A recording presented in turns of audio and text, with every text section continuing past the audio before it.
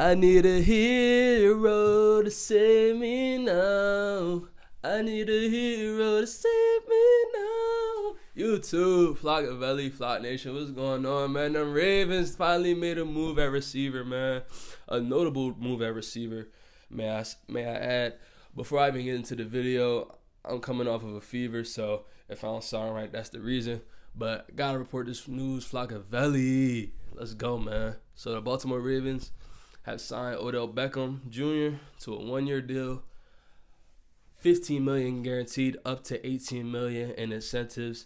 And hey, man, all that narrative about the Ravens don't want to go get Lamar help when they've done that.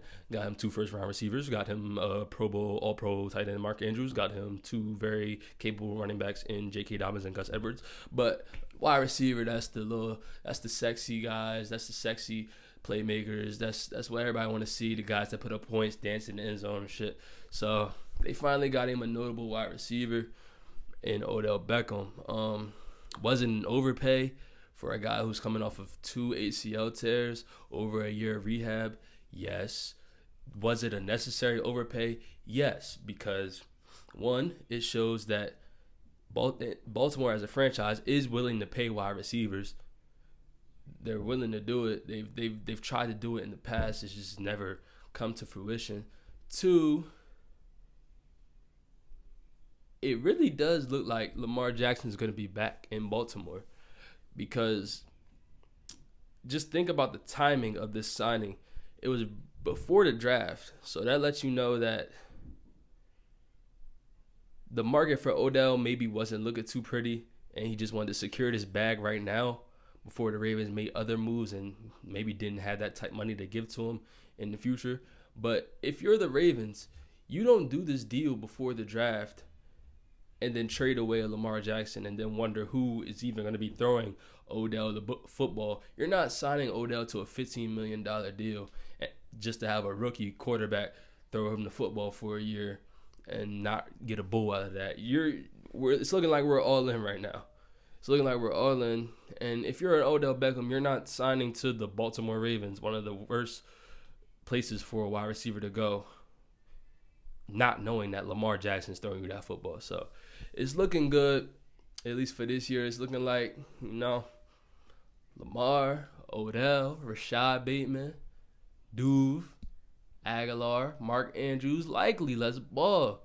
Like I said in previous videos, we didn't need much. Like, if we was to get a D-Hop or an Odell, we wouldn't need much. I would still like for the Ravens to go receiver first round.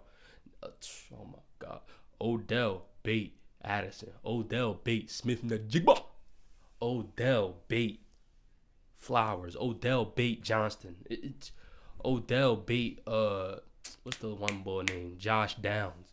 It's just so many options now.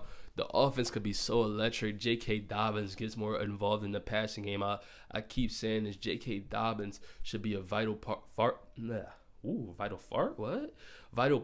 passing game next year to come. It just makes no sense. He's that good of a player. And then Gus Edwards, ground and pound. Let's do it, man. Let's do it, Baltimore. But if you're an Odell Beckham, you're not coming to Baltimore without assurance that Lamar Jackson is the guy that's throwing you that football, because he had the option to go to the Jets, probably for less money. He had the option to go anywhere, really. If he really wanted to ring that bad, he could go anywhere. But I feel like Baltimore gives him that best shot to get the ring and the bag at the same time, you know what I'm saying? And Odell, he's just a receiver that draws a lot of respect around the league. DBs are going to pay him a lot of attention. And in sequence of that, guys like Bateman, Duvernay, Prochet, Tylen Wallace, Aguilar, if we draft another guy, Mark Andrews, everybody else is just going to be that much more open. And I'm not even like, yeah, it's cool we got Odell, but I'm just thinking about that 1 year of mentorship. That 1 year of mentorship could be all that a player like Rashad Bateman or Devin Duvernay needs to really take their game and elevate it to the next level. Because while it's nice to have a guy that is known around the NFL universe, that's known around he's a household name, that's nice. I still want a homegrown Raven. I still want a homegrown Raven to be the one. While Odell is a very nice piece, he's not the one. When I'm saying I'm looking for the one, I'm looking for a guy that's drafted and brought into Baltimore and brings us multiple Pro Bowls at the position, multiple All Pros at the position, brings us a Super Bowl. He's that guy. He's that guy. He is a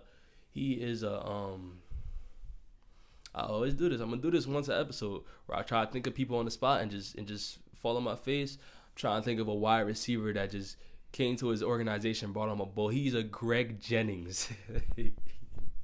That's the first person I think of. He is a Tyreek Hill that just comes into the organization and you know he's him off rip. He gets your team to a chip. But hey man, I think it's a good move on Eric DeCosta's part. You're showing the fans that we're not cheap when it comes to this position. We make moves, we make offerings, we try. You don't always succeed when you try, but we're trying. It shows Lamar Jackson that we're willing to put the proper pieces around him. While I don't think they were right at Lamar, like Lamar, if Odell's here, do you stay? Like, is this enough? Well, I don't think it was like that. I think it's just a nice peace offering to show your franchise quarterback, like, look, we got you a guy. He is 31. He is getting up there in age, but we got you a guy. We got you some vet experience. We got you someone that you can be comfortable throwing the football to, because Odell, when he was in that Super Bowl 2 years ago for the Rams, he really looked nice. Like, that whole playoff run from the end of the season from when they signed him towards the end of the season throughout the Super Bowl, that whole playoff run, he was looking real nice, man. And then the Super Bowl field messed him up. And we'll be up with the Super Bowl fields too. Even this last bowl, everybody was slipping. You got Odell tearing his ACL 2 years ago on the Super Bowl field. But yeah, man, it's just showing that the Ravens are all in. Like, at this point, I don't know, man. Maybe we do go wide receiver in the first round. Maybe we do go corner, because if we can get now, I wonder what this does to the cap.